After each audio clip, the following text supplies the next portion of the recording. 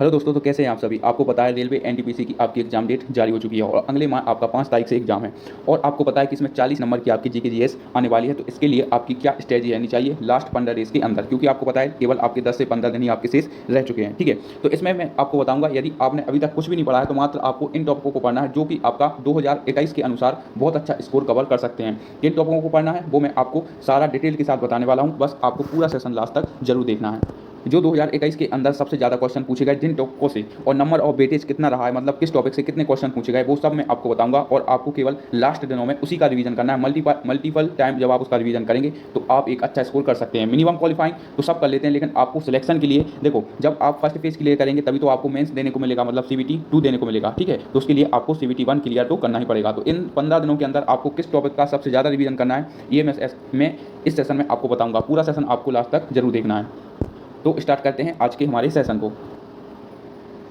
आपको पता होगा कि आपके नंबर ऑफ क्वेश्चन कितने आने वाले हैं, तो मैं आपको एक बार फिर रिकॉल करा देता हूं। जैसे कि आपको पता है इसमें आपके जीके के आपके 40 क्वेश्चन आपसे पूछे जाने वाले हैं। मैथ्स और रीजनिंग की बात करें तो इसमें आपके 30 और 30 यानी 60 नंबर की आपकी मैथ्स और रीजनिंग पूछी जाने वाली है। और वहीं बात करें आपकी केवल जीके जीएस की, तो आपके 40 नंबर की आपकी जीके जीएस पूछी जाने वाली है। ये तो सब आपको पता होगा, लेकिन अब हम चलते हैं कि इसमें सबसे ज़्यादा आपका वेटेज किन टॉपिकों का रहने वाला है और आपको किन टॉपिकों का ज़्यादा रिवीजन करना है, मल्टीपल टाइम आपको उनका रिवीजन करना है। लेकिन उससे पहले मैं आपको एक चीज़ और बता दूं, यदि आप इन दोनों टॉपिकों में मतलब मैथ्स और रीजनिंग में, यदि आप देखो 60 नंबर के आपके दोनों हो रहे हैं, 30 और 30 साथ मैथ और रीजनिंग के, यदि आप इसमें से मान लो 60 में से यदि आप 50 ही कर पाते हैं तो आपको कम से कम जीके जीएस में एक अच्छा स्कोर करना पड़ेगा। क्योंकि यदि आपको जीके जीएस में 40 में से यदि आपको 20 नंबर की आप पे जीके जीएस बनती है तो 70 में बहुत मुश्किल हो जाएगा आपका फेज निकलना, क्योंकि अभी आपकी कट ऑफ बहुत ज़्यादा हाई जा रही है। तो कम से कम आपको जो है इस एनटीपीसी फर्स्ट फेज में कम से कम आपका, मैं आपको बता रहा हूँ, 80+ स्कोर आपको लेकर चलना है। इसलिए आपको इन दोनों में तो आपको अच्छा स्कोर करना है, साथ साथ आपको जीके जीएस में भी एक अच्छा स्कोर आपको करके चलना पड़ेगा। उससे पहले मैं आपको बता दूं 2021 के अनुसार किन टॉपिकों पर वेटेज सबसे ज़्यादा रहा है, किन टॉपिक से सबसे ज़्यादा क्वेश्चन पूछे गए हैं। ये आपका 2021 में आपको पता है एनटीपीसी का एग्जाम हुआ था, उसके आधार पर एनालिसिस किया गया है।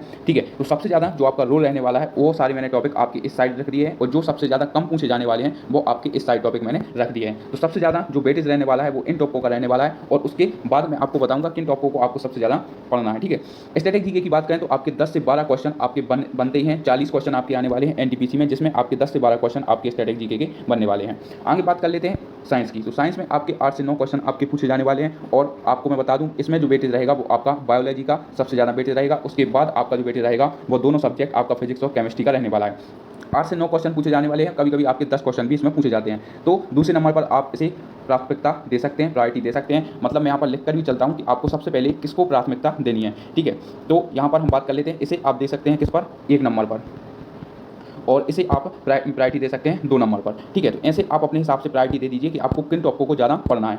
ठीक है, अब आगे चलते हैं और तीसरे नंबर पर सबसे ज़्यादा आपका क्वेश्चन पूछे जाते हैं वो हिस्ट्री से पूछे जाते हैं। 7 से 8 क्वेश्चन पूछे जाते हैं। सबसे पहले तो आपके स्ट्रेटेजी के आपको ज़्यादा पढ़ना है। साइंस आपको 8 से 9 क्वेश्चन और पूछे जाते हैं और हिस्ट्री में 7 से 8 क्वेश्चन आपके पूछे जाने वाले हैं।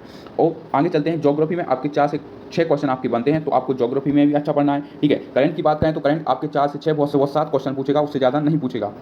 जो सबसे ज़्यादा वेटेज रहने वाला है वो इन तीनों टॉपिकों का रहने वाला है। देखो, यदि इसमें आपके 10 क्वेश्चन बन गए स्ट्रेटेजी में, बहुत से बहुत 12 बन गए, तो 12 क्वेश्चन हो गए आपकी स्ट्रेटेजी के और 8 कम से कम 8 क्वेश्चन अगर साइंस के हुए तो 12 और 8 20 क्वेश्चन तो आपके इससे हो चुके हैं। और हिस्ट्री के यदि आपके इससे हो चुके हैं तो 28 क्वेश्चन आपके खाली इन तीनों टॉपिकों को लेकर कवर हो जाएंगे। फिर उसके बाद में आपका जो बचेगा वो आपका करंट, ज्योग्राफी, पॉलिटी और इकोनॉमिक्स। इकोनॉमिक्स की बात करें तो 3 से 5 नंबर तक आपके शिफ्ट में पूछे गए हैं और पॉलिटी की बात करें तो 3 से 4 क्वेश्चन और करंट आपका 4 से 6 और ज्योग्राफी आपका 4 से 6 क्वेश्चन आपसे पूछे गए हैं। अब बात कर लेते हैं आप करंट कब का पढ़ेंगे, आपको करंट कब का पढ़ना चाहिए। ठीक है, ये मैं बताऊंगा आपको किसके आधार पर। अभी आपका आरआरबी एएलपी एग्जाम हुआ है, ठीक है, CBT 2 हुआ है और रेलवे के कई सारे आपके एग्जाम हुए हैं, जैसे आपका आरपीएफ कांस्टेबल, आरपीएफ एसआई। तो इसमें कितने तक के आपके पूछे गए हैं करंट अफेयर्स के क्वेश्चन, वो भी मैं आपको बताऊंगा। ठीक है, तो आरआरबी एएलपी का अभी आपको एग्जाम हुआ CBT 2 का, और उससे पहले आपका एएलपी फर्स्ट फेज का भी एग्जाम हुआ था। तो उसमें आपको ज़्यादा नहीं पढ़ना है, कम से कम पिछला प्रीवियस ईयर का आपको कम से कम 1 साल का आपको करंट आपको पढ़ना है। ठीक है, 1 साल के अंदर आपके जितने भी करंट की सारी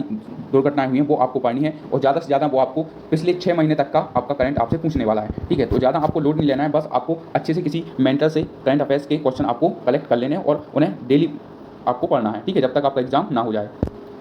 अब बात कर लेते हैं हम स्टैटिक जीके की। तो स्टैटिक जीके के ये सारे मोस्ट इंपोर्टेंट टॉपिक हैं जो कि आपके लिए सफलता दिलाने के लिए काफ़ी हैं, क्योंकि आपको पता है कम से कम आपके 12 नंबर की आपकी स्टैटिक जीके आपकी आने वाली है। तो उसके लिए ये सारे इंपोर्टेंट टॉपिक हैं, आप यहाँ पर देख सकते हैं। ठीक है, सारे क्वेश्चन मैंने आपकी छांट के लिए रखे हैं, जैसे आपका classical folk dance, festival, walk and author awards और आपकी जनगणना। इन सारे क्वेश्चन को आप इसका स्क्रीनशॉट भी ले सकते हैं। इन सबसे आपके अच्छे खासे क्वेश्चन आपके कवर हो जाएंगे। जो ये आपके टॉपिक हैं, ये सारे के सारे आपके इंपोर्टेंट टॉपिक हैं जो आपके सबसे ज़्यादा हर एक परीक्षा में पूछे जाते हैं। ठीक है, रिपीटेड टॉपिक हैं ये। ठीक है, जो भी आपके करंट से संबंधित चीज़ें हैं वो इसी में आ जाती हैं। जैसे कोई भी आपका नया देश जुड़ा किसी भी मतलब संगठन में, तो उसमें आपकी करंट में चीज़ें आ जाती हैं। ठीक है, बाकी आपका स्टैटिक जीके के ये सारे टॉपिक आपके लिए सफलता दिलाने के लिए बहुत काफ़ी है। ठीक है, बाकी आप करंट अफेयर्स कम से कम 1 साल पुराना आप पढ़ सकते हैं, पिछले 6 महीने तक का। ठीक है, यही सब जानकारी आज आपको इस सेशन में दी थी। उम्मीद है सेशन आपको अच्छा लगा होगा। मिलते हैं अगले सेशन में अगले वीडियो के साथ।